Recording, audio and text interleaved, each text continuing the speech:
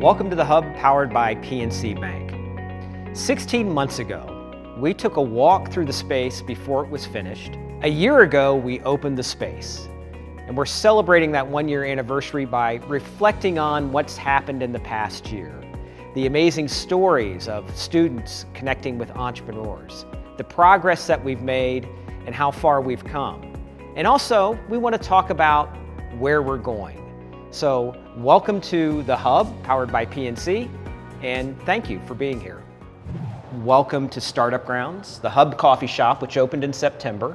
One of the big milestones that we had this year in the evolution of the Hub. So Startup Grounds is a unique coffee shop in that all of the back office here is run by the 6th largest student-run business in the country, Flyer Enterprises, which will do, Flyer Enterprises as a whole will do about $2 million in business this year. Startup Grounds also features underrepresented, under-resourced entrepreneurs, primarily from West Dayton, and trying to help those entrepreneurs get traction. Well, welcome to Innovation Hall. Last time we were here, it didn't look like this, and it didn't have the energy it has now. As you remember, this is really the place that we wanted to centralize all the support we do for small businesses, for students, for the community. So as Vince and I kind of envisioned this place, we didn't want to spread the university from the small businesses, from the Entrepreneur Center. We wanted it all to integrated together. So today, we're seeing 350 students walk through these halls every day, which is amazing. We're seeing 100 plus businesses walk through here, and all of them are coming and engaging with each other in I think a really unique way. And we're seeing the vision that we had really come to life in this space. And so what would the students say?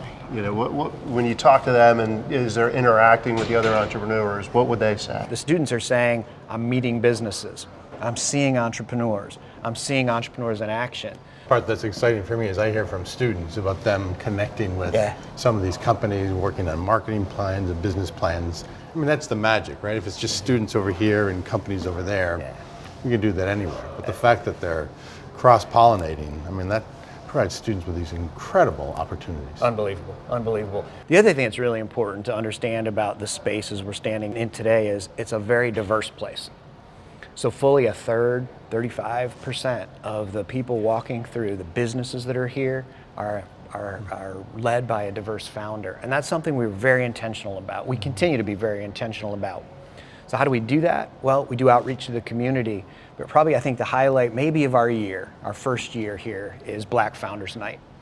We did Black Founders Night where we opened the space up to Black founders of small businesses, and the response was overwhelming, amazing. Hundreds of small businesses came into the space, got a chance to experience it, got a chance to see what it's like. It was remarkable. And what kind of resources would they expect to get then for being part of that, right? It's great that we got this energy and represents more of the community, but in terms of if I'm a Black entrepreneur, what can I look for in terms of access to Dave, resources? Sort of beginning to end, soup to nuts, business plan, helping me ideate my business, writing my business plan, structuring my business, literally forming my business, financing my business, engaging with other entrepreneurs, getting coaching, getting mentoring, finding great interns. I think that's the exciting thing about what's going to drive our economy, right? It's kind of, the tide lifts all boats. Absolutely. And to be able to have those resources that underrepresented entrepreneurs never really had access to is really great. And kudos to the university for, moving into downtown and bringing students, because as a business downtown, we see that energy, lifting up, and it's really important for the long-term sustainability of our region. Taking our entrepreneurship programs, our creative programs from the center of the university, hard to park, hard to get there, and putting them downtown in this kind of environment, in this kind of space and place, that's really what it's about, right? It creates opportunities for faculty and staff, but also obviously for our students. So, just so proud that the University of Dayton is here. But as we know, it's not just the University of Dayton, right? So there's there's a little sign that says University of Dayton, but this is really intended to be for everyone in the community, which I really like. And it's not just entrepreneurship. I mean, we have a gallery space over here for our art and design folks, our College of Arts and Sciences. There's a painting studio back there. There's an art education area back there. You're seeing that sort of connection and immersion into the community, not just in our entrepreneurship programs and our engineering programs through innovation, it's really kind of across the board. So the center of collaboration, the square, you see so much energy and activity here. This really is the epicenter in so many ways of what goes on in the hub. So on this side, we've got kind of the kitchen area. You see people congregating around food, around having lunch, breaking a little bread together.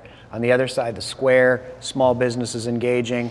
And you see just a variety of uses of this kind of space. Well, we talk a lot about, this being an iconic building and what it was to Dayton.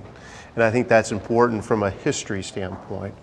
But for us in PNC, what it represents is that community. It's the engagement of entrepreneurs, education, students, and the community coming together and being able to leverage this unique space and help our economy grow. I think that the partnership is what makes the hub work all across the board. And when we envisioned the space early on, we knew from a university perspective, at least kind of the feeling internally was that, we could do something like this, but if we did it on our own, you wouldn't get the community connection.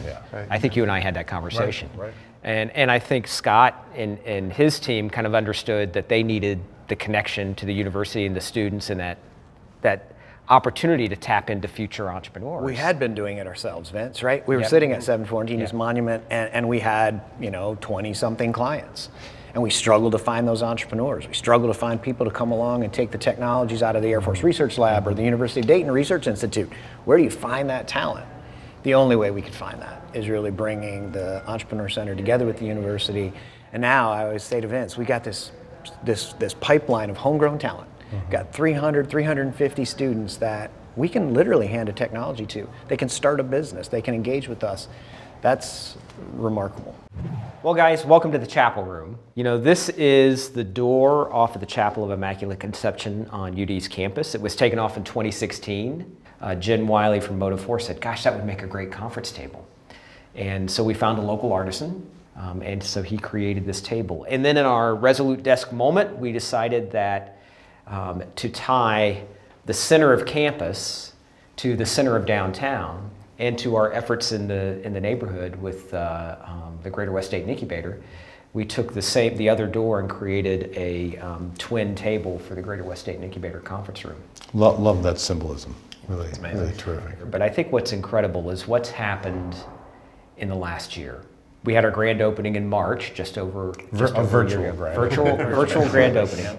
So when we took occupancy, the Entrepreneur Center, when they came over, they had 14, 15 companies that moved in with us, and they became our first members. So we started with 15 member companies.